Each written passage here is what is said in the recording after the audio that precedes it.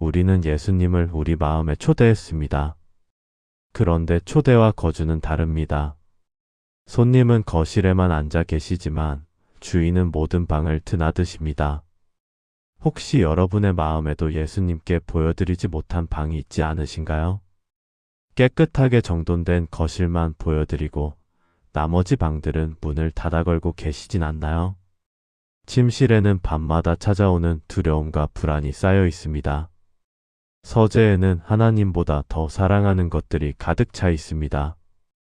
창고에는 용서하지 못한 과거의 상처들이 곰팡이처럼 피어나고 있습니다. 작업실에는 세상의 방법으로 성공하려는 계획들이 질비합니다.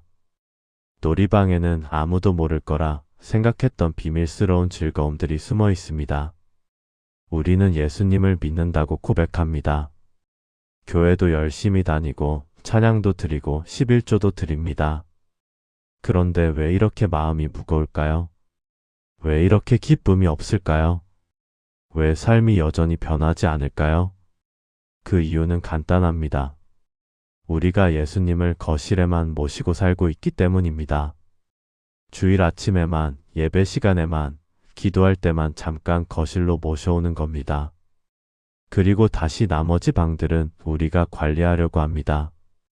하지만 성경은 분명히 말씀하십니다. 예수 그리스도는 우리 삶의 손님이 아니라 주인이십니다. 그분은 거실에만 앉아 계실 분이 아니십니다. 우리 마음의 모든 방, 모든 구석, 모든 서랍까지 드나드시길 원하십니다. 왜냐하면 그분만이 우리 마음을 온전히 치유하시고 회복시키실 수 있기 때문입니다. 오늘 이 시간, 우리 마음의 모든 문을 열어드리는 기도를 함께 드리려고 합니다. 예수님을 우리 마음의 진정한 주인으로 모시는 10가지 기도입니다. 감춰두었던 방들을 하나씩 열어드리며 그분께 모든 것을 내어드리는 시간이 되길 바랍니다. 지금부터 여러분과 함께 이 거룩한 여정을 시작하겠습니다. 사랑의 하나님 아버지, 오늘 이 시간 저희가 주님 앞에 나아옵니다. 저희는 그동안 주님을 저희 마음의 거실에만 모셨습니다. 주일 아침에만, 기도할 때만, 필요할 때만 거실로 모셔왔습니다. 그리고 나머지 시간에는 저희가 살고 싶은 대로, 저희 방식대로 살아왔습니다. 하나님 용서해 주십시오. 주님은 저희 삶의 손님이 아니라 주인이십니다. 그런데 저희가 주님을 손님처럼 대해왔습니다.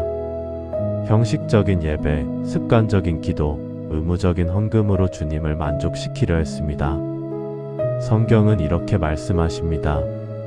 내가 그리스도와 함께 십자가에 못 박혔나니 그런즉 이제는 내가 사는 것이 아니요 오직 내 안에 그리스도께서 사시는 것이라. 이제 내가 육체 가운데 사는 것은 나를 사랑하사 나를 위하여 자기 자신을 버리신 하나님의 아들을 믿는 믿음 안에서 사는 것이라. 갈라디아서 2장 20절. 이 말씀은 단순한 영적 구호가 아닙니다. 이것은 우리 삶의 실제가 되어야 하는 진리입니다. 내가 사는 것이 아니라 그리스도께서 사신다는 것, 이것이 진정한 그리스도인의 삶입니다. 사도 바울이 이 고백을 할 수 있었던 것은 그가 예수님을 삶의 일부가 아니라 전부로 모셨기 때문입니다. 그는 자신의 모든 것을 십자가에 못 박고 그리스도가 자기 안에 사시도록 모든 영역을 내어드렸습니다. 그랬더니 놀라운 일이 일어났습니다. 그의 삶이 완전히 바뀌었습니다. 과거의 교회를 핍박하던 사울이 이제는 복음을 위해 목숨을 거는 바울이 되었습니다. 이것이 예수님을 주인으로 모실 때 일어나는 변화입니다. 여러분도 이런 변화를 경험하고 싶지 않으신가요? 예배를 드릴 때만 잠깐 뜨거워졌다가 교회 문을 나서면 다시 차갑게 식어버리는 신앙생활에서 벗어나고 싶지 않으신가요? 그렇다면 오늘부터 시작하십시오. 거실의 문을 활짝 여십시오. 주님을 형식적으로 모시는 것이 아니라 진심으로 경배하십시오. 주일 아침뿐 아니라 매일 아침 주님을 만나십시오. 습관적인 기도가 아니라 주님과의 진정한 대화를 나누십시오. 의무적인 헌금이 아니라 감사와 사랑의 예물을 드리십시오. 한 청년이 있었습니다. 그는 어릴 때부터 교회를 다녔지만 신앙은 그저 형식에 불과했습니다. 주일만 되면 억지로 교회에 가서 예배를 드렸지만 마음은 다른 곳에 있었습니다. 찬양할 때도 입만 움직일 뿐 마음은 주말 약속을 생각하고 있었습니다. 설교를 들을 때도 귀로만 들을 뿐 마음에는 전혀 와닿지 않았습니다. 그러던 어느 날 그는 큰 시험을 만났습니다. 사업이 무너지고 친구들이 떠나가고 건강마저 나빠졌습니다. 그때 그는 처음으로 진심으로 하나님을 찾았습니다. 형식적인 기도가 아니라 간절한 부르짖음으로 하나님께 매달렸습니다. 그리고 그날부터 그의 거실이 바뀌기 시작했습니다. 예배가 의무가 아니라 기쁨이 되었습니다. 찬양이 형식이 아니라 고백이 되었습니다. 기도가 톡백이 아니라 대화가 되었습니다.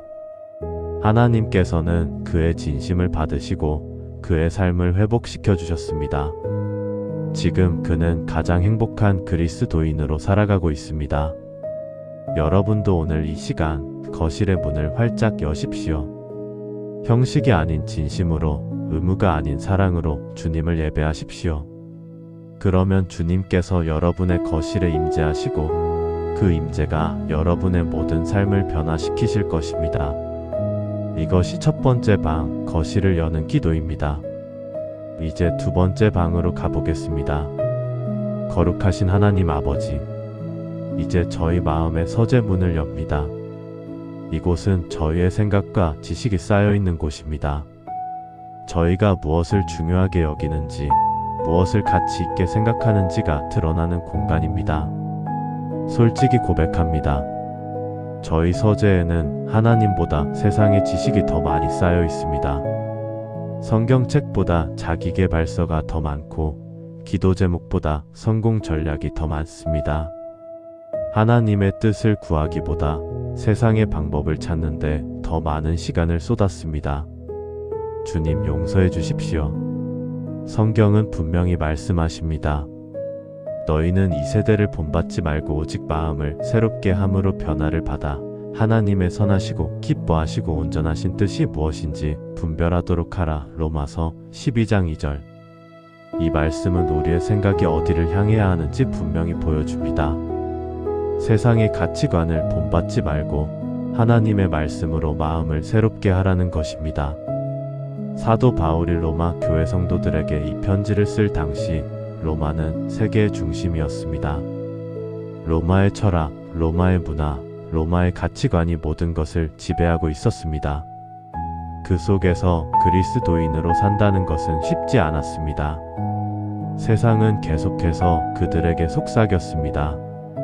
성공하려면 이렇게 해야 한다고, 행복해지려면 저렇게 해야 한다고 말입니다. 하지만 바울은 분명히 말합니다. 이 세대를 본받지 말라고, 세상의 방식을 따르지 말라고 합니다. 대신 마음을 새롭게 함으로 변화를 받으라고 말합니다. 이 마음을 새롭게 함이란 헬라어로 아나카이노시스인데 이것은 완전히 새로운 방식으로 생각한다는 의미입니다. 단순히 생각을 조금 바꾸는 것이 아니라 생각의 틀 자체를 완전히 바꾸는 것입니다. 그렇게 될 때 우리는 하나님의 선하시고 기뻐하시고 온전하신 뜻을 분별할 수 있습니다. 이것이 서재를 주님께 내어드리는 이유입니다. 우리의 생각, 우리의 가치관, 우리의 판단 기준이 모두 하나님의 말씀에 근거해야 합니다. 현실적으로 어떻게 적용할 수 있을까요? 먼저 매일 아침 말씀을 묵상하는 시간을 가지십시오. 하루를 시작하기 전에, 세상의 뉴스를 보기 전에, SNS를 확인하기 전에 먼저 하나님의 말씀을 읽으십시오. 그 말씀이 오늘 하루를 살아갈 렌즈가 됩니다. 둘째, 중요한 결정을 내릴 때마다 성경적 원리를 적용하십시오. 이 일이 하나님께 영광이 되는가? 이 선택이 성경의 가르침과 일치하는가? 이 방향이 하나님의 뜻에 합당한가? 이런 질문들을 스스로에게 던지십시오. 셋째, 세상의 가치관과 성경의 가르침이 충돌할 때 담대하게 성경을 선택하십시오. 세상은 성공을 최고의 가치로 여기지만 성경은 순종을 말합니다. 세상은 자기 만족을 추구하지만 성경은 자기 부인을 가르칩니다. 세상은 경쟁을 부추기지만 성경은 섬김을 강조합니다. 한 직장인이 있었습니다. 그는 회사에서 중요한 프로젝트를 맡았습니다. 그 프로젝트가 성공하면 승진이 확실했습니다. 하지만 문제가 있었습니다. 그 프로젝트를 성공시키려면 거짓 보고를 해야 했고 동료를 희생시켜야 했습니다. 세상의 관점에서는 당연한 선택이었습니다. 모두가 그렇게 하고 있었고 그것이 살아남는 방법이었습니다. 하지만 그는 고민했습니다. 과연 이것이 하나님이 기뻐하시는 방법일까? 이것이 그리스도인으로서 올바른 선택일까? 그는 결국 정직하게 보고하기로 결정했습니다. 비록 승진은 날아갔지만 마음에는 평안이 찾아왔습니다. 놀랍게도 몇 개월 후 그의 정직함이 알려지면서 더 큰 기회가 찾아왔습니다. 하나님께서 그의 순종을 기억하시고 축복하신 것입니다. 이것이 서재를 주님께 내어드릴 때 일어나는 일입니다. 우리의 생각이 바뀌면 우리의 선택이 바뀝니다. 우리의 선택이 바뀌면 우리의 삶이 바뀝니다. 그리고 우리의 삶이 바뀌면 우리를 통해 하나님의 영광이 드러납니다. 여러분의 서재를 점검해 보십시오. 어떤 책들이 쌓여 있습니까? 어떤 생각들이 자리 잡고 있습니까? 어떤 가치관이 여러분의 결정을 지배하고 있습니까? 오늘 이 시간 서재의 문을 활짝 여십시오. 세상의 지혜보다 하나님의 말씀을, 세상의 방법보다 성경의 원리를 선택하십시오. 그러면 주님께서 여러분의 서재에 임하시고 여러분의 생각을 새롭게 하실 것입니다. 이제 세 번째 방으로 가보겠습니다. 자비의 하나님 아버지, 이제 저희 마음의 가장 은밀한 공간, 침실의 문을 엽니다. 이곳은 아무에게도 보여주지 않는 저희의 진짜 모습이 있는 곳입니다. 밤마다 찾아오는 두려움, 지울 수 없는 불안, 끊을 수 없는 유혹들이 이곳에 숨어 있습니다. 낮에는 괜찮은 척, 강한 척, 믿음이 있는 척 하지만 밤이 되면 이 침실에서 홀로 무너집니다. 주님, 저희의 이 연약함을 아십니다. 저희가 얼마나 많은 밤을 두려움 속에서 보냈는지, 얼마나 많은 시간을 죄책감과 씨름했는지 아십니다. 더 이상 숨기고 싶지 않습니다. 주님께 이 침실을 활짝 열어드립니다. 성경은 이렇게 말씀하십니다. 수고하고 무거운 짐 진 자들아, 다 내게로 오라. 내가 너희를 쉬게 하리라. 마태복음 11장 28절. 이 말씀은 단순한 위로의 말씀이 아닙니다. 이것은 예수님께서 직접 하신 초대입니다. 당시 유대인들은 율법의 무거운 짐 아래 신음하고 있었습니다. 613개의 율법 조항을 지키려고 애쓰지만 지킬 수 없었습니다. 지키지 못할 때마다 죄책감에 시달렸고 하나님께 버림받은 것 같은 두려움에 떨었습니다. 종교 지도자들은 더 많은 규칙을 만들어 백성들을 억압했습니다. 안식일에 할 수 있는 일과 할 수 없는 일을 세세하게 규정했습니다. 손을 씻는 방법, 기도하는 자세, 금식하는 날짜까지 모든 것을 통제했습니다. 사람들은 종교의 노예가 되어버렸습니다. 바로 그때 예수님께서 이렇게 말씀하신 것입니다. 수고하고 무거운 짐 진 자들아, 다 내게로 오라. 이 말씀 속에는 놀라운 은혜가 담겨 있습니다. 먼저 예수님은 우리의 수고를 아십니다. 우리가 얼마나 애써왔는지, 얼마나 노력해왔는지 아십니다.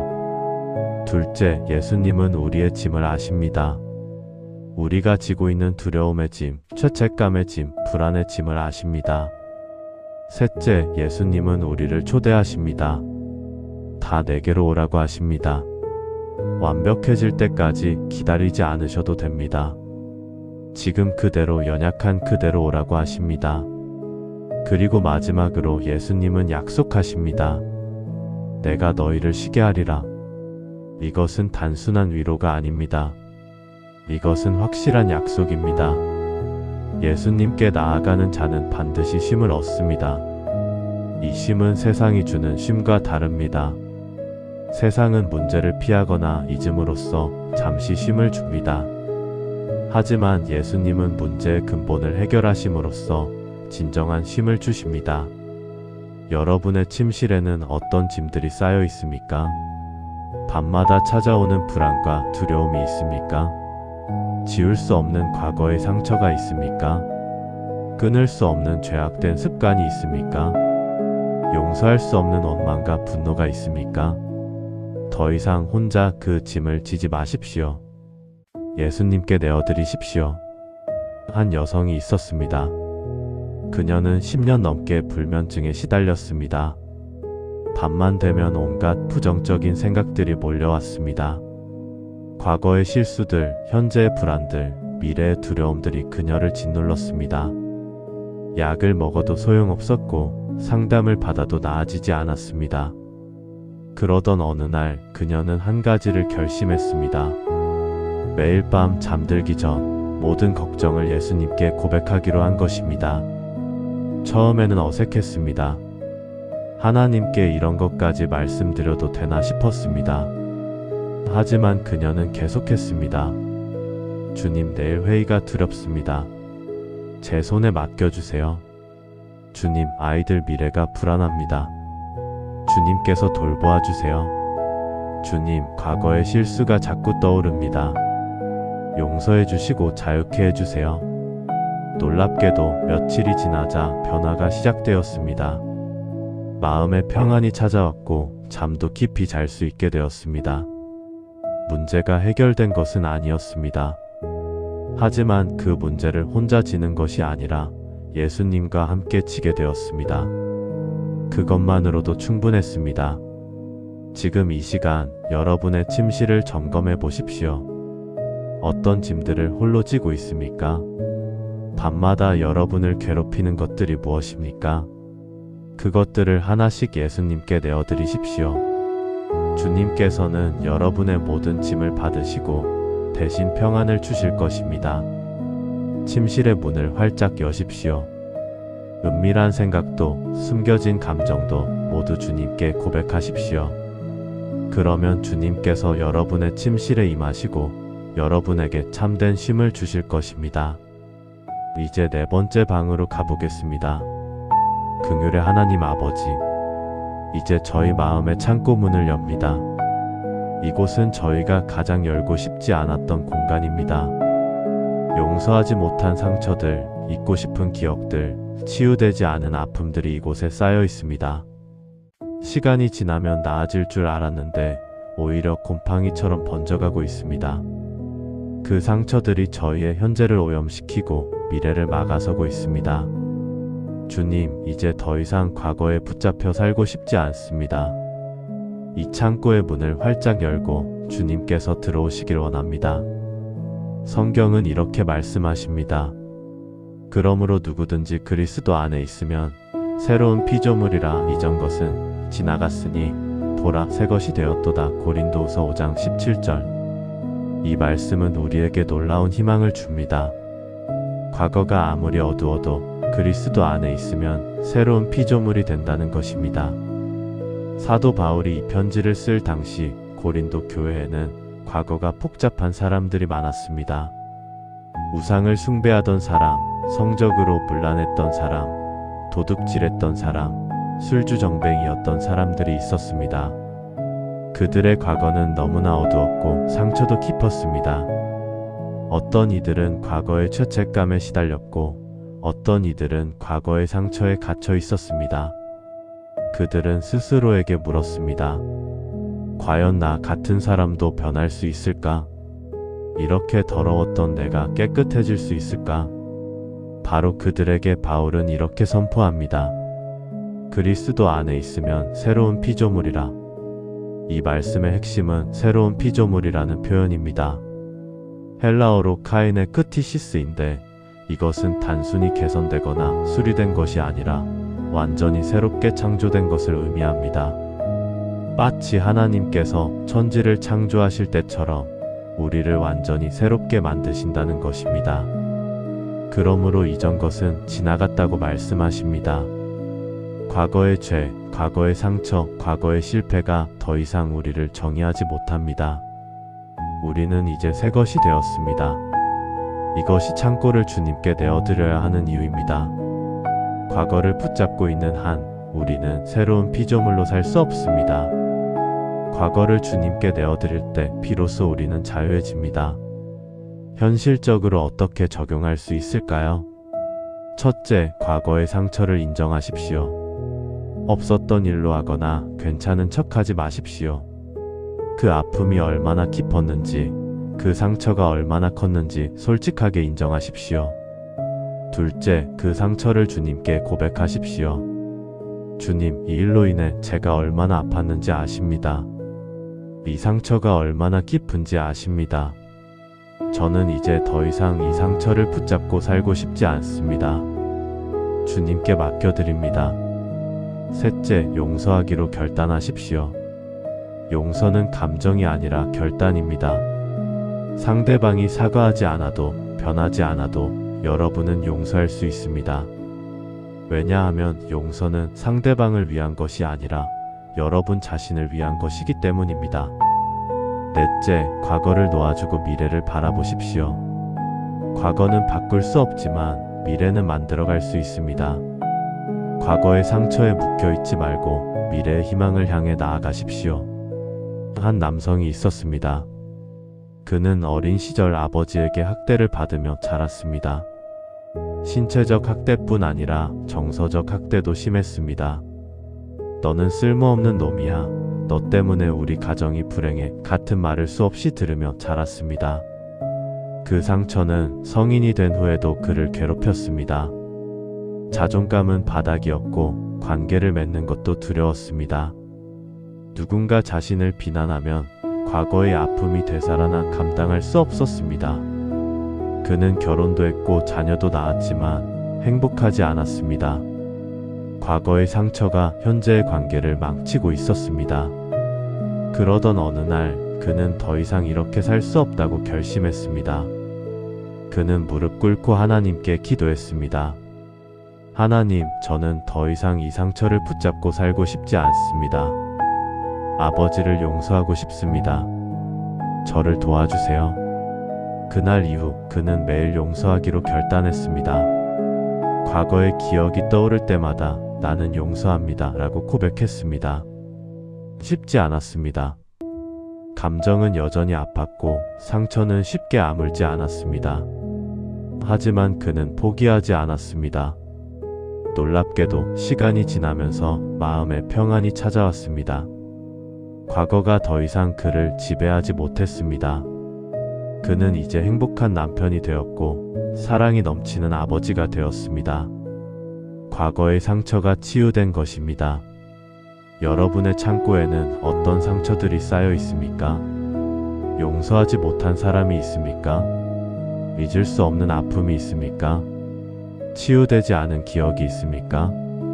오늘 이 시간 그 모든 것을 주님께 내어드리십시오. 과거를 붙잡고 있는 한 여러분은 자유할 수 없습니다. 과거를 놓아줄 때 비로소 미래를 향해 나아갈 수 있습니다. 창고의 문을 활짝 여십시오. 먼지 쌓인 상처들, 곰팡이 핀 기억들 모두 주님께 보여드리십시오. 그러면 주님께서 여러분의 창고를 깨끗이 청소하시고 새로운 것으로 채워주실 것입니다. 이제 5번째 방으로 가보겠습니다. 만군의 하나님 아버지, 이제 저희 마음의 작업실 문을 엽니다. 이곳은 저희의 일과 계획이 만들어지는 공간입니다. 저희의 꿈, 저희의 목표, 저희의 야망이 이곳에 가득합니다. 솔직히 고백합니다. 저희는 이 작업실에서 하나님보다 저희 자신을 더 의지했습니다. 하나님의 뜻을 구하기보다 저희의 계획을 앞세웠습니다.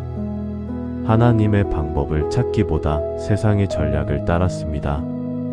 주님, 용서해 주십시오. 저희의 일, 저희의 사업, 저희의 미래를 모두 주님께 내어드립니다. 성경은 이렇게 말씀하십니다. 여호와를 의뢰하고 선을 행하라.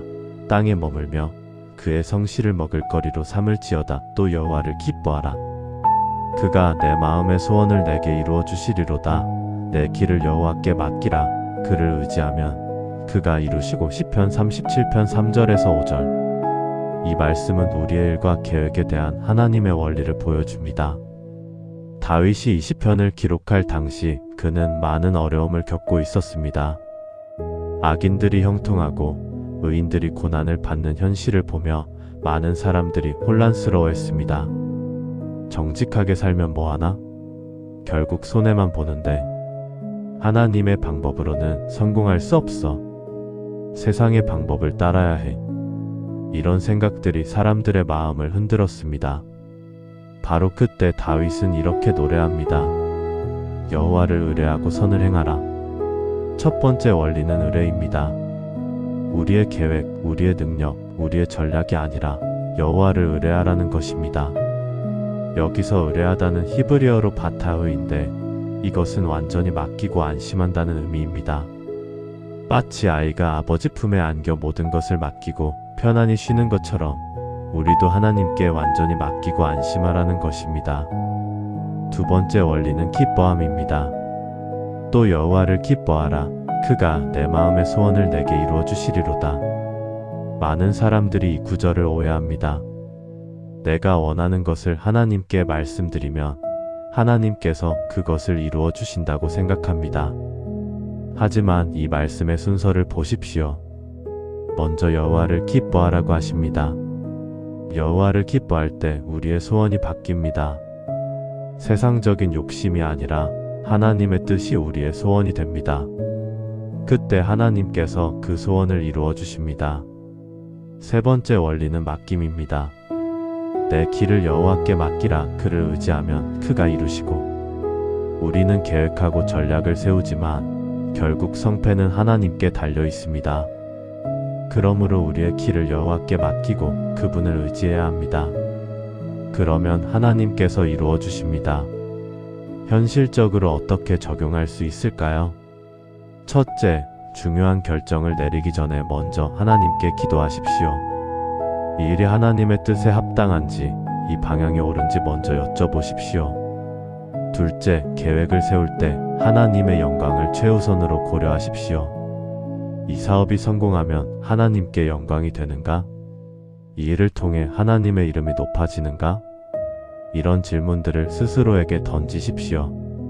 셋째, 일을 진행하는 과정에서도 계속 하나님을 의지하십시오. 성공할 때도 겸손하게 하나님께 영광 돌리고 실패할 때도 좌절하지 말고 하나님의 인도하심을 구하십시오. 넷째, 결과를 하나님께 맡기십시오. 우리는 최선을 다하지만 결과는 하나님께 맡겨야 합니다. 성공도 실패도 모두 하나님의 손 안에 있습니다. 한 사업가가 있었습니다. 그는 큰 사업 기회를 얻었습니다. 투자만 잘하면 큰 돈을 벌 수 있는 확실한 기회였습니다. 하지만 한 가지 문제가 있었습니다. 그 사업은 주일에도 일해야 했고 윤리적으로 의심스러운 부분이 있었습니다. 그는 고민에 빠졌습니다. 세상의 관점에서는 절호의 기회였습니다. 하지만 그리스도인으로서 옳은 선택인지 확신이 서지 않았습니다. 그는 기도하기 시작했습니다. 하나님, 이 일이 주님의 뜻인지 보여주세요.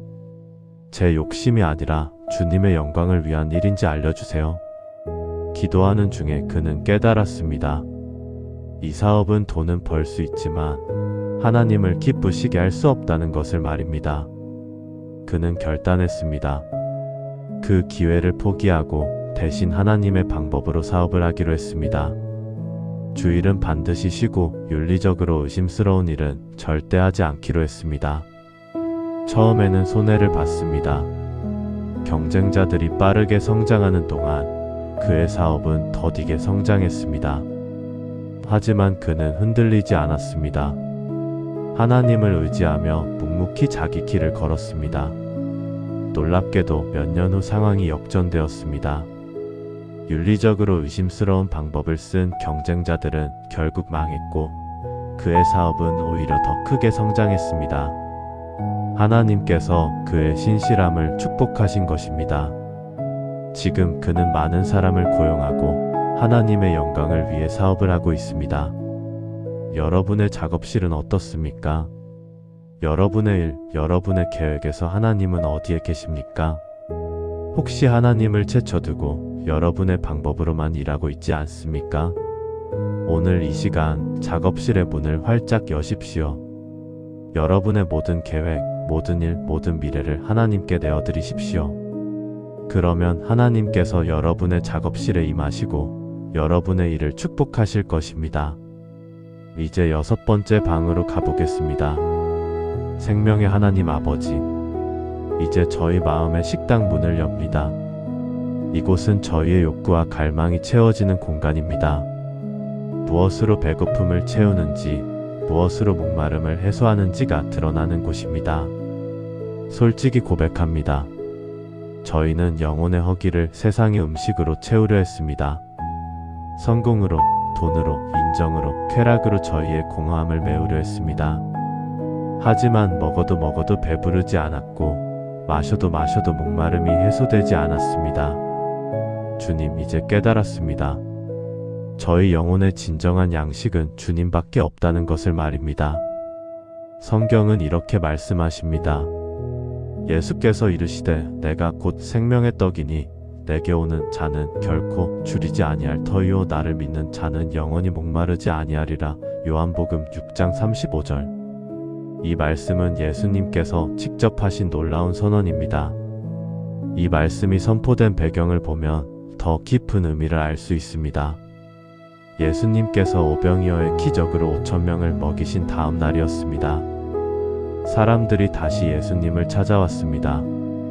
하지만 그들이 예수님을 찾은 이유는 표적을 보았기 때문이 아니라 떡을 먹고 배불렀기 때문이었습니다.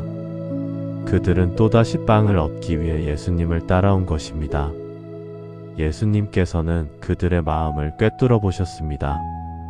썩을 양식을 위하여 일하지 말고 영생하도록 있는 양식을 위하여 하라. 사람들이 반문했습니다. 그러면 무엇을 하여야 하나이까? 예수님께서 대답하셨습니다. 하나님께서 보내신 이를 믿는 것이 하나님의 일이니라. 그러자 사람들이 또 물었습니다. 그러면 우리가 보고 당신을 믿도록 행하시는 표적이 무엇이니? 우리 조상들은 광야에서 만나를 먹었나이다. 그들은 모세처럼 예수님도 하늘에서 떡을 내려주기를 기대했습니다. 바로 그때 예수님께서 이렇게 선포하신 것입니다. 내가 곧 생명의 떡이니. 이 선언의 의미는 명확합니다. 첫째, 예수님은 우리 영혼의 진정한 양식이십니다. 육신의 배고픔은 빵으로 채울 수 있지만 영혼의 허기는 오직 예수님으로만 채울 수 있습니다. 둘째, 예수님께 오는 자는 결코 줄이지 않습니다. 세상의 것들은 잠시 만족을 주지만 곧 다시 배고파집니다. 하지만 예수님은 영원한 만족을 주십니다. 셋째, 예수님을 믿는 자는 영원히 목마르지 않습니다. 세상의 것들은 마셔도 목마름이 해소되지 않습니다. 하지만 예수님은 영원히 솟아나는 샘물이 되십니다. 이것이 식당을 주님께 내어드려야 하는 이유입니다. 우리가 무엇으로 영혼의 배고픔을 채우는지가 우리의 삶을 결정합니다. 현실적으로 어떻게 적용할 수 있을까요? 첫째, 여러분이 무엇으로 만족을 얻는지 점검하십시오. 힘들 때 무엇을 찾습니까? 외로울 때 무엇으로 채웁니까? 불안할 때 무엇에 의지합니까? SNS입니까? 쇼핑입니까? 음식입니까? 술입니까? 게임입니까? 아니면 예수님입니까? 둘째, 세상의 것들에 대한 갈망을 예수님께 대한 갈망으로 바꾸십시오. 세상의 것들을 추구하는 그 열정으로 예수님을 추구하십시오. 돈을 벌기 위해 애쓰는 그 노력으로 하나님의 나라를 구하십시오. 성공을 위해 투자하는 그 시간으로 말씀을 묵상하십시오. 셋째, 매일 예수님으로 영혼을 채우는 시간을 가지십시오. 말씀을 읽고 기도하고 찬양하면서 예수님과 교제하십시오. 그것이 영혼의 식사 시간입니다. 육신의 식사는 거르지 않으면서 영혼의 식사는 자주 거르지 않습니까? 한 여성이 있었습니다. 그녀는 겉보기에는 성공한 사람이었습니다. 좋은 직장, 높은 연봉, 안정적인 가정을 가지고 있었습니다. 하지만 그녀의 마음은 늘 공허했습니다. 무언가 채워지지 않는 갈증이 있었습니다. 그녀는 그 공허함을 쇼핑으로 채우려 했습니다. 새 옷, 새 가방, 새 신발을 사면 잠시 기분이 좋아졌습니다. 하지만 금방 다시 공허해졌습니다. 그녀는 음식으로 채우려 했습니다.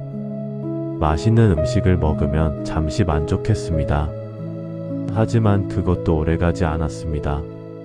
그녀는 인정으로 채우려 했습니다. 사람들에게 칭찬받고 인정받으면 잠시 뿌듯했습니다.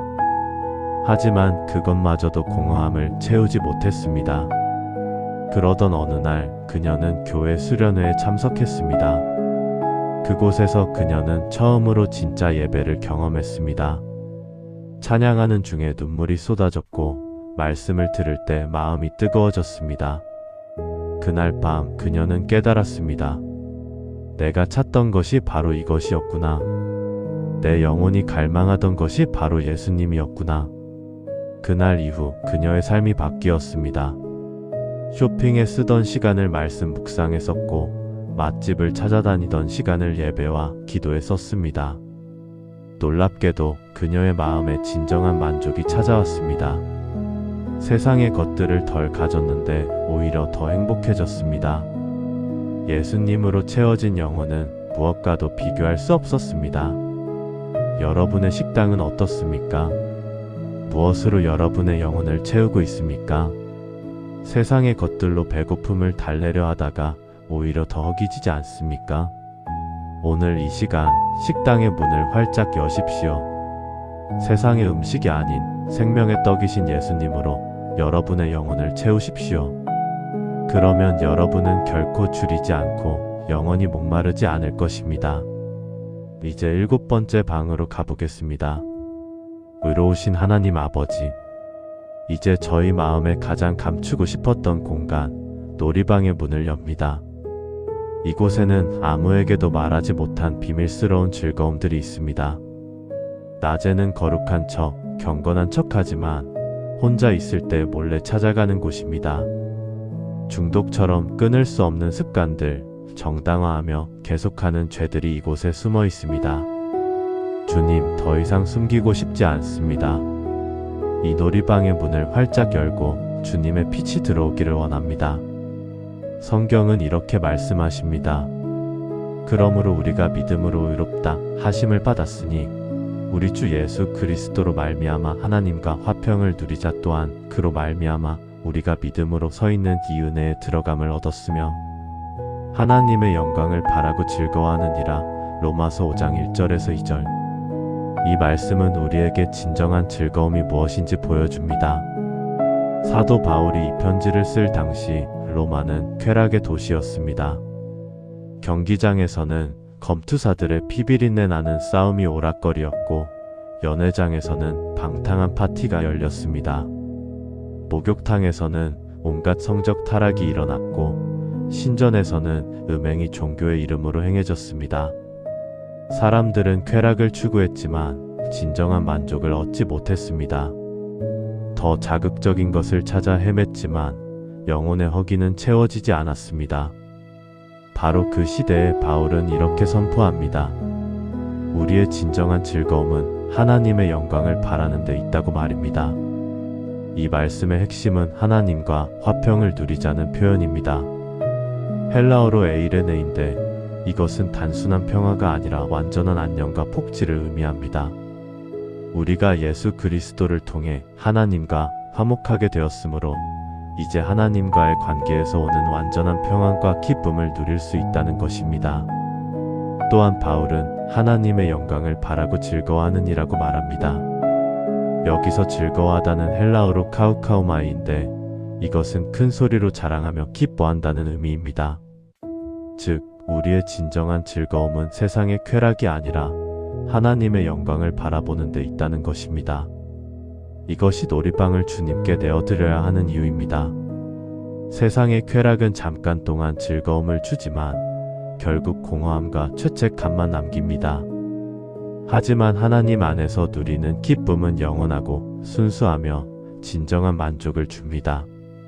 현실적으로 어떻게 적용할 수 있을까요? 첫째, 여러분의 비밀스러운 즐거움이 무엇인지 솔직하게 인정하십시오. 포르노그래피입니까?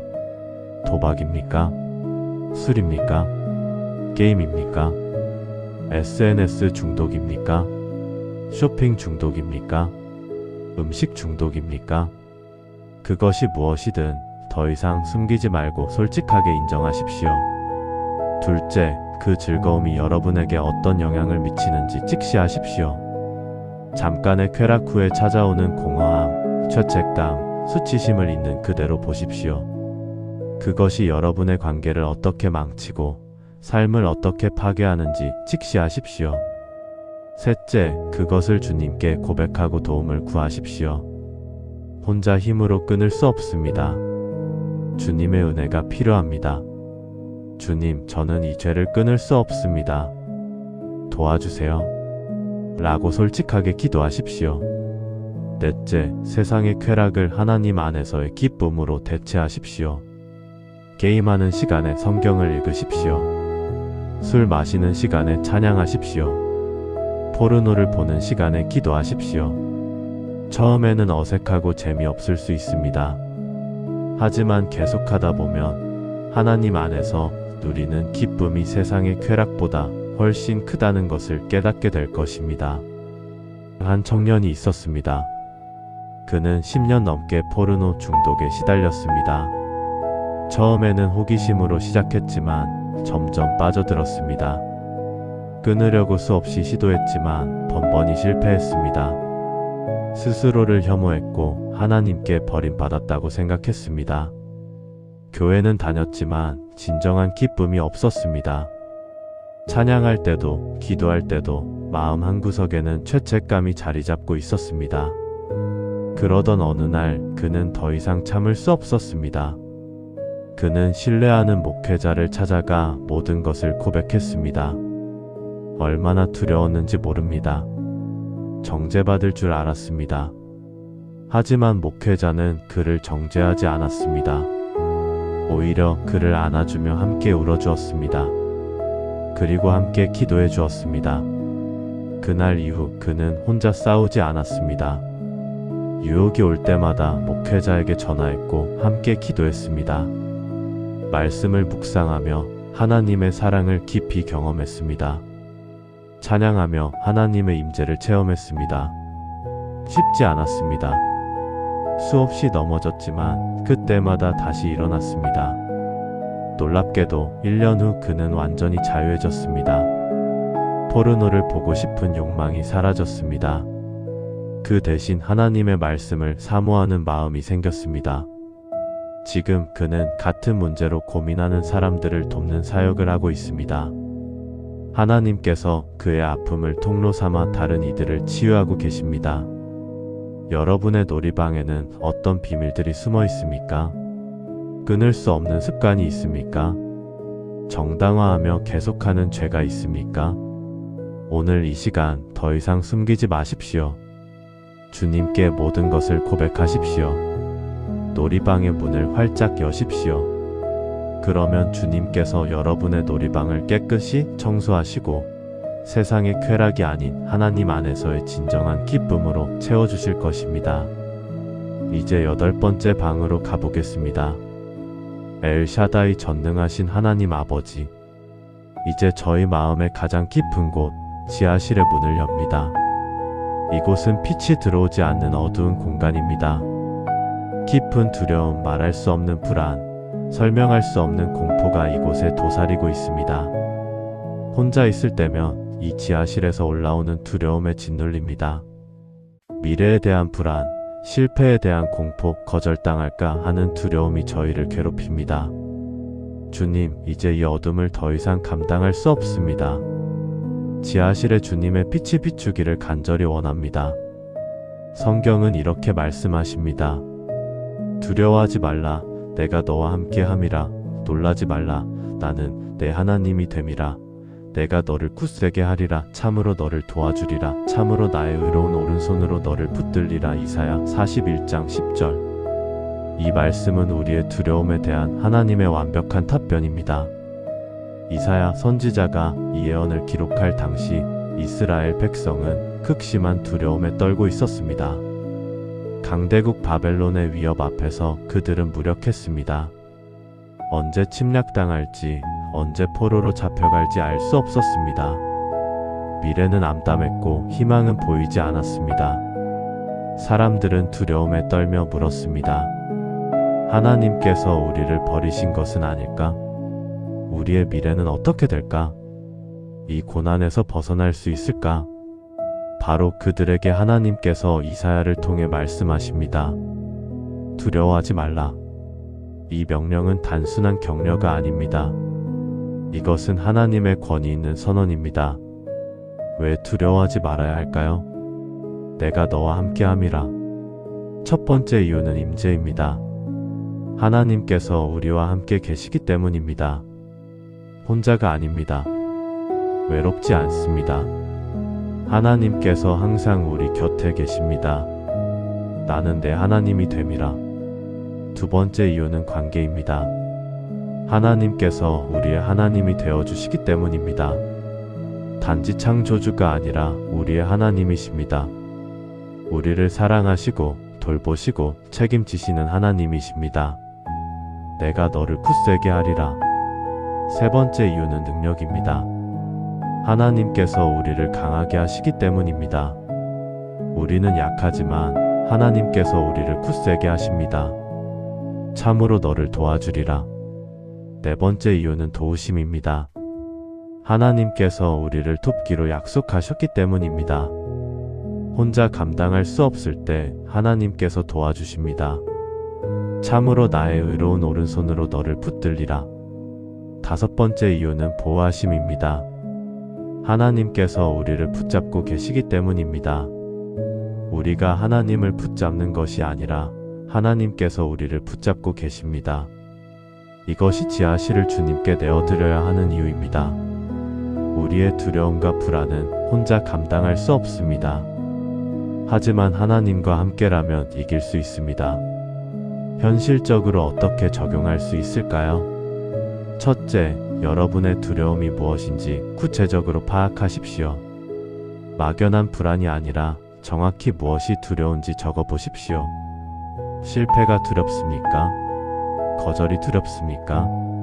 질병이 두렵습니까? 가난이 두렵습니까? 둘째, 그 두려움을 하나님께 솔직하게 고백하십시오. 주님, 저는 이것이 두렵습니다. 이것이 불안합니다.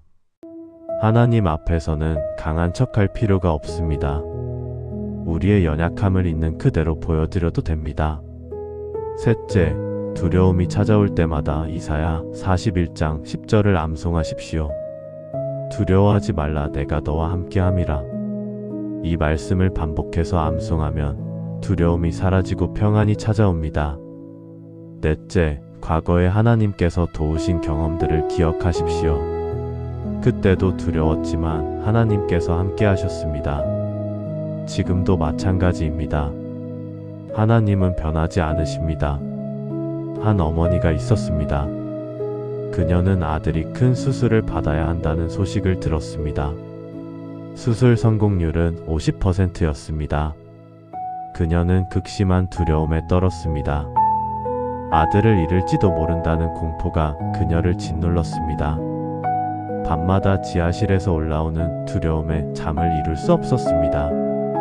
온갖 최악의 시나리오가 그녀의 머릿속을 스쳐갔습니다. 그러던 어느 날 새벽 그녀는 무릎 꿇고 기도했습니다. 하나님, 저는 너무 두렵습니다. 혼자 감당할 수 없습니다. 도와주세요. 그때 이사야 41장 10절이 그녀의 마음에 떠올랐습니다. 두려워하지 말라. 내가 너와 함께함이라. 그녀는 그 말씀을 붙잡았습니다. 두려움이 찾아올 때마다 그 말씀을 암송했습니다. 수술 당일 아침에도 수술실로 들어가는 아들을 보내면서도 그 말씀을 암송했습니다. 놀랍게도 마음에 평안이 찾아왔습니다. 두려움이 완전히 사라진 것은 아니었습니다. 하지만 그 두려움 위에 더 큰 평안이 임했습니다.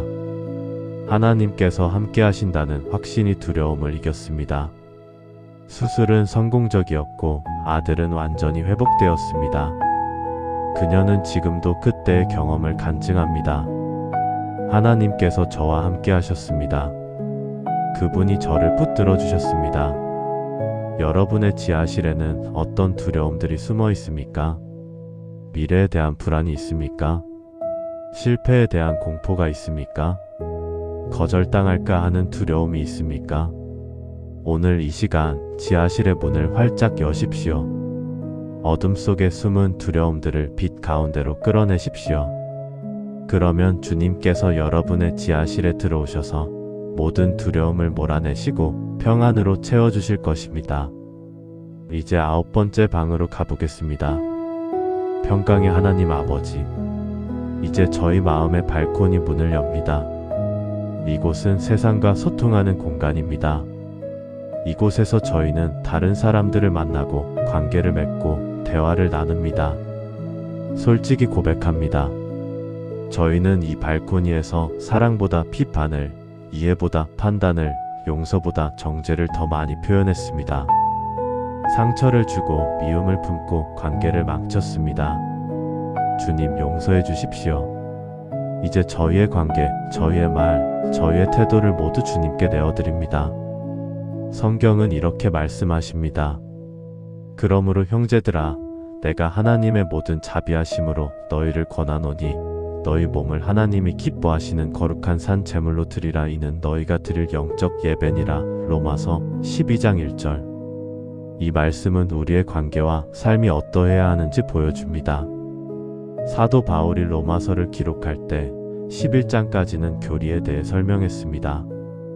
하나님의 구원, 은혜, 사랑에 대해 깊이 있게 다루었습니다. 그리고 12장부터는 실천에 대해 말합니다. 그러므로라는 접속사로 시작하는 것을 주목하십시오. 이것은 앞의 내용 하나님의 자비하심에 근거하여 뒤의 내용 우리의 삶이 이루어져야 한다는 것을 의미합니다. 하나님께서 우리에게 베푸신 놀라운 은혜를 생각할 때 우리는 어떻게 살아야 할까요?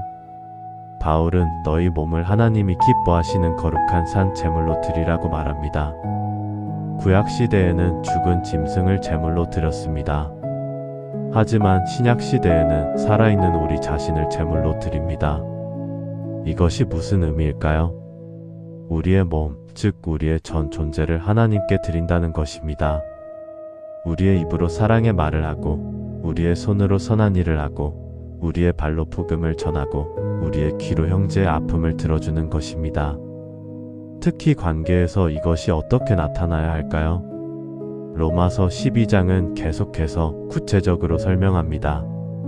사랑에는 거짓이 없나니 악을 미워하고 선에 속하라. 형제 사랑하기를 온유하게 하며 존경하기를 서로 먼저 하며. 9절에서 10절. 즐거워하는 자들과 함께 즐거워하고 우는 자들과 함께 울라. 15절. 아무에게도 악을 악으로 갚지 말고 모든 사람 앞에서 선한 일을 도모하라. 17절. 할 수 있거든 너희로서는 모든 사람과 더불어 화목하라. 18절. 이것이 발코니를 주님께 내어드린 삶입니다. 세상을 향해 열린 우리의 태도, 말, 행동이 모두 하나님의 사랑을 반영해야 합니다. 현실적으로 어떻게 적용할 수 있을까요? 첫째, 여러분의 관계를 점검하십시오. 화해하지 못한 사람이 있습니까? 용서하지 못한 사람이 있습니까? 상처를 준 사람이 있습니까? 그들과의 관계를 회복하기 위해 첫걸음을 내디디십시오. 둘째, 여러분의 말을 조심하십시오. 비판하고 판단하는 말 대신 격려하고 세워주는 말을 하십시오. 불평과 원망 대신 감사와 찬양을 하십시오. 거짓과 속임수 대신 진실과 정직을 말하십시오. 셋째, 여러분의 행동을 돌아보십시오. 이기적인 행동 대신 섬기는 행동을 하십시오. 자랑하고 내세우는 대신 겸손히 낮추십시오. 받으려고만 하는 대신 주는 삶을 사십시오. 넷째, SNS에서의 여러분의 모습을 점검하십시오. 온라인에서도 그리스도인의 품격을 유지하고 있습니까? 비판적인 댓글, 악의적인 공유, 거짓 정보 유포를 하고 있지는 않습니까? 온라인도 발코니의 일부입니다. 한 청년이 있었습니다. 그는 SNS에서 유명한 논객이었습니다. 날카로운 비판과 통렬한 풍자로 많은 팔로워를 모았습니다. 그는 자신이 정의를 위해 싸운다고 생각했습니다. 잘못된 것을 지적하고 옳지 않은 것을 비판하는 것이 옳다고 믿었습니다. 하지만 문제가 있었습니다. 그의 비판은 점점 더 공격적으로 변했고 그의 말은 점점 더 상처를 주었습니다. 온라인에서는 용감한 전사였지만 현실에서는 관계가 모두 무너져 있었습니다. 가족들은 그를 피했고 친구들은 그를 떠났습니다. 교회에서도 사람들이 그를 불편해했습니다. 그는 외로웠습니다. 그러던 어느 날 그는 로마서 12장을 읽다가 멈췄습니다. 사랑에는 거짓이 없나니 악을 미워하고 선에 속하라. 그는 깨달았습니다. 자신이 악을 미워한다고 생각했지만 사실은 사람을 미워하고 있었다는 것을 말입니다. 선에 속한다고 생각했지만 사실은 교만과 비판에 속해 있었다는 것을 말입니다. 그날 이후 그는 변하기 시작했습니다. SNS에 비판적인 글을 올리는 대신 격려의 말을 남기기 시작했습니다. 잘못을 지적하는 대신 좋은 점을 칭찬하기 시작했습니다. 공격하는 대신 이해하려고 노력했습니다. 처음에는 팔로워가 줄어들었습니다. 사람들은 날카로운 비판을 원했기 때문입니다. 하지만 그는 상관하지 않았습니다. 그는 하나님께 자신의 발코니를 드렸고 하나님의 방식으로 소통하기로 결단했기 때문입니다. 놀랍게도 시간이 지나면서 그의 영향력은 오히려 커졌습니다. 진정한 사랑과 이해를 나누는 그의 글에 사람들이 감동받기 시작했습니다. 무엇보다 현실의 관계들이 회복되었습니다. 가족이 다시 그를 환영했고 친구들이 돌아왔습니다. 교회에서도 그는 사랑받는 청년이 되었습니다. 여러분의 발코니는 어떻습니까? 세상을 향해 어떤 메시지를 보내고 있습니까? 사람들과 어떤 관계를 맺고 있습니까? 온라인에서 어떤 모습을 보이고 있습니까? 오늘 이 시간 발코니의 문을 활짝 여십시오. 비판과 판단 대신 사랑과 이해를, 미움과 분노 대신 용서와 화해를 선택하십시오. 그러면 주님께서 여러분의 발코니를 축복하시고 여러분을 통해 많은 사람들이 하나님의 사랑을 경험하게 될 것입니다. 이제 마지막 10번째 방으로 가보겠습니다. 은혜의 하나님 아버지, 마지막으로 저희 마음의 현관문을 엽니다. 이곳은 사람들을 맞이하는 첫 번째 공간입니다. 이곳에서 저희는 누구를 받아들이고 누구를 거절할지 결정합니다. 솔직히 고백합니다. 저희는 이 현관에서 선택적으로 문을 열었습니다. 저희에게 유익한 사람에게는 활짝 열고 그렇지 않은 사람에게는 닫아버렸습니다. 가진 자에게는 환대하고 가난한 자에게는 외면했습니다. 주님 용서해 주십시오. 이제 저희의 현관을 주님께 내어드립니다. 성경은 이렇게 말씀하십니다. 손님 대접하기를 잊지 말라. 이로써 부지 중에 천사들을 대접한 이들이 있었느니라. 히브리서 13장 2절. 이 말씀은 우리의 환대와 섬김이 얼마나 중요한지 보여줍니다. 히브리서 기자가 이 편지를 쓸 당시 초대 교회 성도들은 많은 어려움을 겪고 있었습니다. 핍박으로 인해 집을 잃고 떠도는 성도들이 많았습니다. 그들은 다른 성도들의 환대에 의존해야 했습니다. 하지만 문제가 있었습니다. 모든 성도가 기꺼이 문을 열어주는 것은 아니었습니다.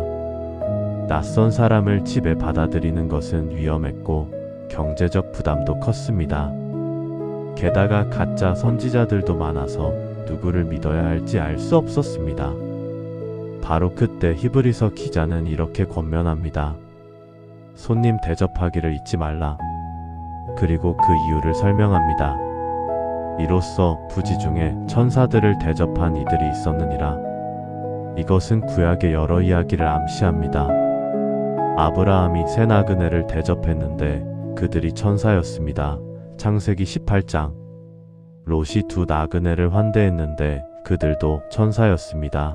창세기 19장. 기드온이 한 사람을 대접했는데 그가 여호와의 사자였습니다. 사사기 6장. 이들의 공통점은 무엇입니까? 그들은 손님이 천사인 줄 모르고 대접했다는 것입니다. 그들은 대가를 바라지 않고 순수한 마음으로 환대했습니다. 이것이 현관을 주님께 내어드리는 것의 핵심입니다. 선택적이지 않고 조건적이지 않으며 대가를 바라지 않는 환대입니다. 우리가 대접하는 그 사람이 혹시 천사는 아닐까? 아니, 더 나아가 예수님은 아닐까? 예수님께서는 이렇게 말씀하셨습니다. 내가 줄일 때에 너희가 먹을 것을 주었고 목마를 때에 마시게 하였고 나그네 되었을 때에 영접하였고 너희가 여기 내 형제 중에 지극히 작은 자 하나에게 한 것이 곧 내게 한 것이니라. 마태복음 25장 35절 40절. 현실적으로 어떻게 적용할 수 있을까요? 첫째, 여러분의 환대 기준을 점검하십시오. 누구에게는 문을 열고 누구에게는 닫고 있습니까? 부자에게만 친절하고 가난한 자에게는 냉정하지 않습니까? 유명한 사람에게만 관심을 보이고 평범한 사람은 무시하지 않습니까? 둘째, 의도적으로 낯선 사람을 환대하십시오. 교회에 처음 오신 분들을 먼저 찾아가 인사하십시오. 도움이 필요한 이웃을 초대하십시오. 외로워하는 사람과 함께 식사하십시오. 셋째, 대가를 바라지 않고 섬기십시오. 이 사람이 나에게 무엇을 해줄까? 가 아니라 내가 이 사람에게 무엇을 해줄 수 있을까? 를 생각하십시오. 넷째, 작은 것부터 시작하십시오. 거창한 대접이 아니어도 됩니다. 따뜻한 미소, 진심 어린 인사, 한 잔의 커피도 환대입니다. 한 부부가 있었습니다. 그들은 넉넉하지 않은 형편이었지만 매주 집을 열어 사람들을 초대했습니다. 교회의 새신자들, 외로운 유학생들, 가족이 없는 노인들을 초대했습니다. 특별한 음식을 준비하는 것도 아니었습니다. 그저 평범한 식사를 함께 나누고 이야기를 듣고 기도해 주었을 뿐입니다. 어떤 사람들은 그들을 이해하지 못했습니다. 왜 힘들게 남을 초대해? 그럴 여력도 없으면서. 하지만 그들은 계속했습니다. 그들에게 환대는 부담이 아니라 기쁨이었습니다. 그렇게 10년이 지났습니다. 그들이 대접한 사람은 수백 명이 넘었습니다. 그중 많은 이들이 그 집에서 처음으로 진정한 사랑을 경험했습니다. 외로웠던 유학생은 거기서 가족의 따뜻함을 느꼈고 상처받은 새신자는 거기서 치유를 받았으며 방황하던 청년은 거기서 방향을 찾았습니다. 그들을 통해 복음을 받아들인 사람도 많았습니다. 하나님의 사랑이 이런 거구나라고 고백하는 사람들이 생겼습니다. 놀랍게도 그 부부도 축복을 받았습니다. 경제적으로 더 넉넉해진 것도 아니고 사회적으로 높아진 것도 아니었습니다. 하지만 그들의 삶은 기쁨으로 가득 찼습니다. 섬기는 삶이 가장 행복한 삶이라는 것을 경험했습니다. 그들이 대접한 사람들 중에 천사가 있었는지는 알 수 없습니다. 하지만 분명한 것은 그들이 대접한 모든 사람 안에 예수님이 계셨다는 것입니다. 여러분의 현관은 어떻습니까? 누구에게 열려 있고 누구에게 닫혀 있습니까? 선택적으로 환대하고 있지는 않습니까? 오늘 이 시간 현관의 문을 활짝 여십시오.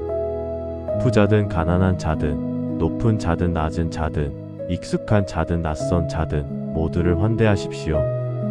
그러면 주님께서 여러분의 현관을 축복하시고 여러분을 통해 많은 사람들이 하나님의 사랑을 경험하게 될 것입니다.